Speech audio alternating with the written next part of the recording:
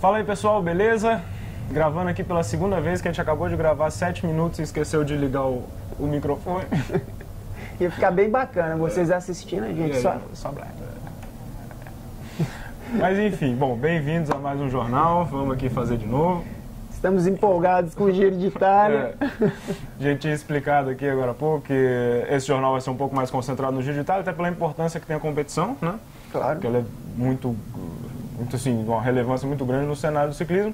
Mas hoje a gente vai comentar sobre um outro assunto, que é até aquela polêmica lá do Rio de Janeiro com relação à lei seca, multando ciclista, aquela coisa, mas a gente vai falar isso depois do comentário sobre o Giro aqui. Bom, então vamos para o Giro de Itália. A competição esse ano começou na Dinamarca, as 3 primeiras etapas foram na Dinamarca. E a primeira etapa foi na verdade, geralmente foi uma etapa mesmo, só que foi uma espécie de prólogo, era um contrarrelógio de 8 km, 8,7 km.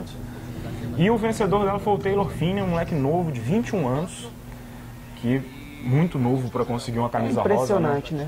A gente já tinha comentado aqui, mas vamos ter que comentar tudo de novo. Então, um moleque de 21 anos conseguiu uma vaga numa equipe grande, numa equipe campeã do Tour de France, né? Aí, atual campeão, né? Atual campeão do Tour de France e foi escalado, tá lá e consegue a camisa, né, de líder da volta. Cara, é um feito muito grande. O Henrique até comentou que aos 21 anos é difícil ter alguém. Você ter alguém. Tanto que você tem a categoria da competição dos ciclistas jovens, que é abaixo de 25 anos, né? Então você vê assim, que no ciclismo geralmente o cara demora um pouco, né? Porque geralmente os esportes de fundo, né? São esportes que o cara vai despontar um pouco mais velho, né? Exatamente. E então o cara conseguiu, e o prólogo foi assim, foi um contrarrelógio individual mesmo, foi ele o vencedor, então ele foi o vencedor da primeira etapa. Na segunda etapa a gente teve uma etapa plana, também foram 206 km, mas bastante plano, você tinha uma montanha, assim, você tinha uma subidinha acho que de categoria 3 lá no começo da etapa, mas o resto dela foi plano. E aí, inevitavelmente, foi para a chegada muito nervosa. Os últimos 5 km assim, foram impressionantes, assim, de pancadaria mesmo, assim, os caras se empurrando o tempo inteiro, dando guidonzada, cotovelada, e você viu o cara defendendo e empurrando, e não sei o que, é até legal, assim, que dá aquela adrenalina, né? Nossa, você assistindo, fica assim. Tenso, porque, né, a gente que gosta de competir aí de vez em quando, não num nível tão alto, mas você já sente aquela pressão quando alguém tá ali tentando te tirar da roda dos caras da sua equipe, isso acontece todos os pelotões. E aquilo, e geralmente a gente faz, não tem tanta equipe embalando tanta gente, né? Lá você tem 200 pessoas, você tem 20 equipes, cada um querendo colocar o seu. Você tem 60 caras com chance de bater, né, ali, aquela, né? E então, assim, foi muito tenso mesmo. O Cavendish, ele até perdeu a roda dos companheiros de equipe dele. O Cavendish, que é o sprinter favorito, geralmente nessas etapas planas. Os caras conseguiram atrapalhar a escalera dele. Você via assim, às vezes tinham 4 caras da equipe dele e o nego entrava no meio da escalera. Doideira, assim. Não sei nem se era a intenção atrapalhar o cara, mas que tava tenso, viu? Tava muito nervoso. E aí na última curva, era uma curva de 90 graus, 600 metros antes da chegada, rolou uma queda. O Theo Boss da Rabobank perdeu a roda traseira lá, não sei se alguém encostou nele alguma coisa, ele bateu no alambrado e aí... Esqueceu de ligar o controle de tração, saiu muito forte. Fez um drift assim, e aí caiu, levou um monte de gente, só que a ponta do pelotão escapou e foi pra chegada. Aí o Cavendish sprintou, acho que o Thor Hushovd começou o sprint. Aí foi o Matthew Goss. O Matthew Goss até ofereceu uma certa resistência, assim, aqueles primeiros 50 metros conseguiu acompanhar, mas aí o Cavendish ligou o turbo e... Na hora que o cara nitrou já era, né? Impressionante. Ele é um foguetão. Ele é muito forte, o cara. E, bom, então essa foi a segunda etapa, o Cavendish ganhou. A terceira etapa também foi plana, foi pra chegada e deu um capote no finalzinho, faltando 300 metros, né? Ou menos até um pouco. Acho que menos. Menos um pouco de 300 Foi metros. na hora do Cavendish disparar o nitro. Disparar, que geralmente é ali com 200 metros, alguma coisa assim. E ele tomou uma banda. Rapaz, tomou uma rasteira e teve muita sorte. Ele saiu no lucro, viu? Porque foi Largou metade do couro no asfalto lá, mas... Cara, pensa, você cair ali, devia estar pelo menos a uns 65 km por hora. Não, ele tuitou que ele tava 75. Na hora que ele caiu, ele tava 75 km por Meu hora. amigo, você tá 75 km por hora saindo para disparar no seu sprint, vem um cara cortando lateralmente e te bate de lado. Que o Roberto Ferrari, que foi esse cara, o que ele fez? Ele fez uma manobra que não é permitida no sprint, né? Que o sprint é aquilo, depois que você começa a sprintar, você não pode fazer uma mudança brusca de trajetória, assim. Então, se você escolher uma trajetória, você tem que ir para ela. Aí o cara jogou muito forte para a direita, o Cavendish vinha bem mais rápido por trás, não teve tempo de fazer nada. O cara acertou a roda dianteira dele. Você vê que não teve reação, né, de defesa. Você vê que ele só levanta assim. Sente, né? Porque ele tá ali olhando e tal. Quando viu o vulto, ele foi até mais um susto, assim, mas já era. E cai, aí assim, caiu feio. Alguns ciclistas atrás ele conseguiu desviar. O impressionante foi o André Guardini. Ele pulou por cima do Cavendish. Ele falou assim: cara, não tem pra onde sair aqui, vou pular pro seu. Conseguiu pular, não machucou o Cavendish, né? Já o companheiro de equipe dele que vinha atrás não deu a mesma sorte, chapuletou o E Cavendish. aquilo, acertou também a 70 por hora freando, né? Cada freada daquela é uma chibatada nas costas do cara. Que deve ter doído muito. Tem até as fotos dele todo arrebentado. Todo roxo. Não, e assim, ele perdeu muita pele ali, cara. Muito. O cara abriu um negócio do tamanho da bola de basquete na perna dele. Assim. Nossa. Feia coisa. E, bom, aí o Taylor Phinney, que era o líder geral da competição, acabou envolvido no tom, não sei o que ele estava fazendo ali. Ninguém sabe o que ele, camisa rosa, estava fazendo entre os 10 ali. Porque assim, o Giro de Itália, essas competições grandes, porque o líder geral vai por tempo, se acontecer alguma queda faltando 3 km por final, ninguém... Mesmo tempo para todo mundo. Mesmo tempo para todo mundo. E se o pelotão chegar compacto, o mesmo tempo para todo mundo. Então se você chegou na ponta do pelotão ou lá no final do pelotão, a 500 metros atrás, só que o pelotão tá junto, o tempo é o mesmo. Então o líder geral não tem que estar no meio da confusão. Tem que defender a camisa dele com segurança. Pô. Ficar ali no meio ali dos atletas da equipe dele, bem protegido. Aí o cara não, foi lá da onde gostoso com a camisa rosa ali, sem ser sprinter. Né? O que a gente tá falando, às vezes, até pelo fato do cara ser novo, né, ele falou, não, vou fazer uma mágica eu quero aqui. aparecer lá. Mas custou caro, né, porque, assim, nesse dia ele manteve a camisa rosa, né, porque é aquela que a gente tá falando, aconteceu a queda, mas conta o mesmo ponto todo mundo. O Roberto Ferrari, que foi o cara que fez a coisa, tomou uma punição, ele foi mandado para o último ciclista foi como se ele tivesse chegado em último, perdeu todos os pontos que ele já tinha, tudo e tal, então, assim, tomou uma tranca. Mas é que a gente tá falando que custou caro o negócio do Taylor Phinney lá do líder ele geral. se machucou, porque, né? Deu a sorte que no dia seguinte era um descanso? Era um dia de descanso porque eles iam voltar para a Itália, levar toda a estrutura do giro para a Itália. E então foi um dia que não teve pedal, ele conseguiu ali um pouquinho para se recuperar. Ele teve que levar 4 pontos no tornozelo, que ele machucou, ele torceu o pé. E na quarta etapa era um contrarrelógio por equipe, que é a especialidade dele. Né? E aí o cara largou lá com o pé enfaixado, né? Errou uma curva, saiu catando grama. Exatamente, encheu a sapatilha de mato lá. O câmbio traseiro. Ele deu uma errada numa curva lá uma hora, cara, saiu. E ele foi longe, né? Ele quase que ele cai num corguinho que tinha lá. Rapaz. Foi. Diz que o pessoal que vinha ali atrás perguntou se ele estava vindo pescar, né? Aí me dá uma pescadinha. E ele só estava com 9 segundos de vantagem sobre o segundo lugar, né? Mas o cara era o cara da Sky, que era o Gerhard Thomas, né? Isso.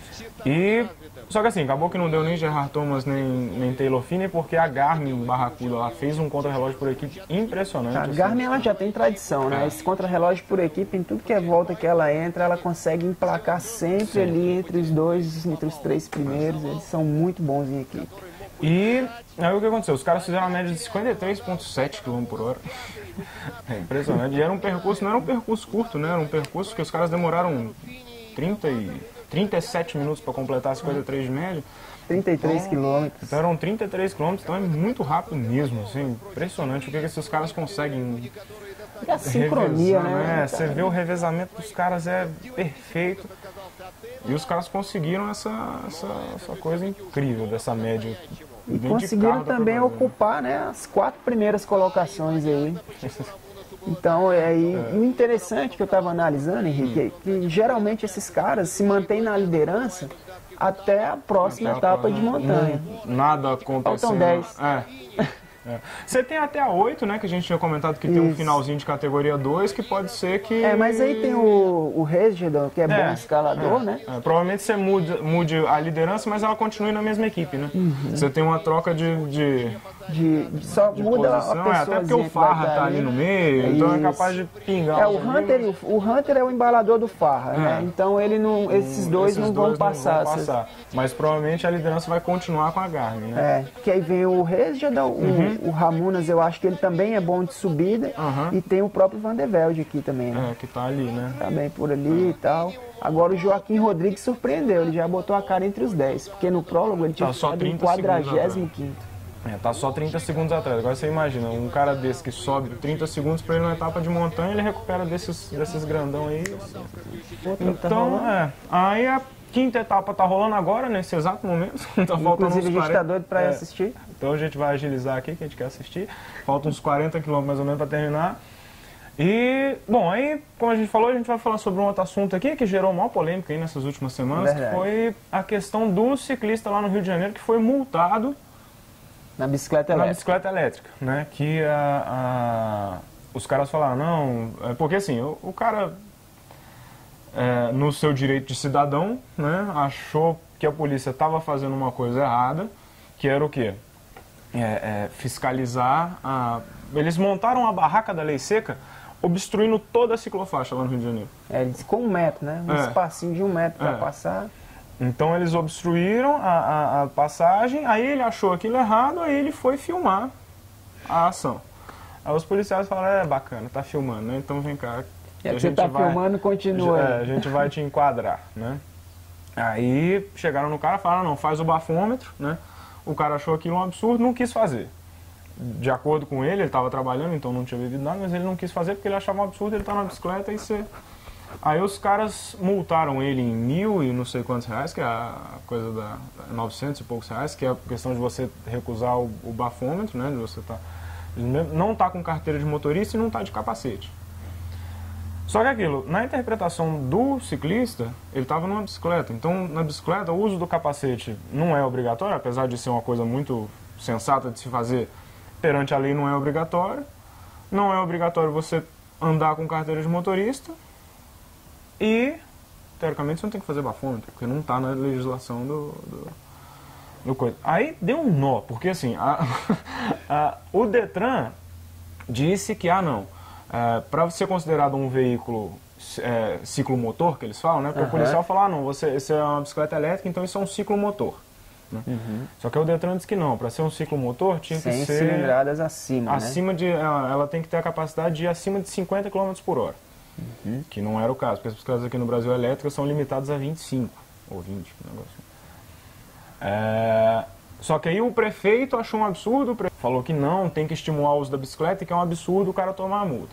Mas aí já o CONTRAN, que é o Departamento Federal, né, ele virou e falou não, que as bicicletas são equiparadas, qualquer bicicleta elétrica é equiparada a um ciclomotor. Ou seja, que quem está de bicicleta elétrica tem que estar de capacete, tem que ter carteira de motorista. Mas isso eu não sei como é lá no Rio. Aqui em Brasília tem, o que diz é que é acima de 100 cilindradas, que é medido por cilindrada. Né? Então, a bicicleta elétrica por 100 cilindradas não é uma bicicleta bacana, é uma moto. Não, tudo bem, é o que a gente fala assim, se realmente ela for uma coisa que anda rápido, mas é aquilo. Se andar a 25 por hora, essas bicicletas aqui andam muito mais que isso. Não, eu nunca saí de casa para fazer 25 de média. Então assim, o interessante é que se você tivesse uma legislação específica, né? Falasse assim, não, ciclomotor é uma coisa, moto é uma coisa e bicicleta elétrica é outra. Então não ficar juntando as coisas assim, junta esse aqui nesse bolo aqui e tá certo. É isso aí. Porque acho que até pelo número, né? A bicicleta elétrica é uma coisa que não é nova, mas que no Brasil está sendo utilizada agora. Está crescendo. E até aquilo, tem gente que, o cara gosta de pedalar, tem a bicicleta dele para fazer o exercício, mas às vezes o cara quer ir para o trabalho. Exatamente. Aí às vezes está quente, o cara não quer chegar suado no trabalho, não quer fazer coisa, ele prefere ir com a bicicleta elétrica. Eu acho que tá justo. Não, é um carro a menos. É, cara, e até assim, até o pessoal do ciclismo, que eu acho que eles tiveram uma atitude um pouco até repensar, porque o pessoal fica, uma bicicleta elétrica tem que andar na rua, porque não sei o quê. Fala, se a gente acha ruim que os carros discriminem a gente porque a gente está de bicicleta, não vamos discriminar quem está em bicicleta elétrica também, porque, ué, bicicleta do mesmo jeito, eles estão com meio de transporte bacana, não estão, assim, é um carro a menos, é um engarrafamento a menos, então... Não acho que não tem que ficar criticando o cara que está na bicicleta elétrica também. Não, eu quero é que tenha 200 bicicletas elétricas na cidade. Vai ser muito mais tranquilo de lidar com elas. Andar do que... aí, assim, o interessante foi que o prefeito lá do Rio, ele emitiu um decreto, saiu no Diário Oficial anteontem, eu acho, que ele equipara as bicicletas elétricas que vão até 25 km por hora a bicicletas normais. Ou seja, então... Essas bicicletas que andam mais devagar, o cara tem que seguir como se ele estivesse na bicicleta normal. Então, essa questão não vai acontecer mais. Eu não tive notícias de se a multa do cara foi suspensa, se não vai ter mais multa e tudo. Agora, essa questão do bafômetro, eu vou até dar uma estudada sobre isso, porque, salvo engano, é um veículo, né? É um veículo. Então, o cara tá no veículo, na via, ele alcoolizado, ele não pode permanecer na via, entendeu? Porque ele é um risco, né? Isso. Porque, vamos supor, você tá saindo com sua namorada, tranquilo, na paz, vem um ciclista bebum, entra e você atropela o cara. Eu vi até um comentário sobre aquele jornalista, o Ricardo Boechat, ele até é um cara que tem comentários muito inteligentes, assim. Ele comentou que não existe legislação para bafômetro em caso de ciclistas. Assim, o comentário dele eu não tenho certeza, mas vamos até dar uma olhada, pesquisar e saber se realmente existe. Eu acho interessante.